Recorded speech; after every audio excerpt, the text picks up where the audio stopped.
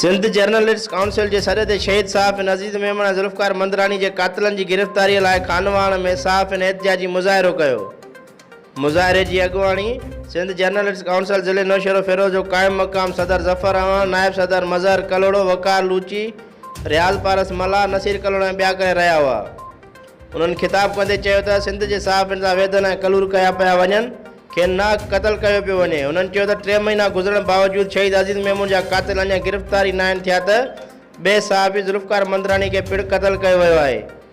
इन्होंने घुर कई त शहीद अज़ीज़ मेमन ऐं शहीद ज़ुल्फ़िकार मंदरानी जे क़त्ल केस में घुर्बल जवाबदार खे तुरत गिरफ़्तार कयो वञे। ॿी सूरत में एहतिजाज जो दायरो सिंध सिते ते वधायो वेंदो। Tufail Kundar, Sindh social news, खानवाण।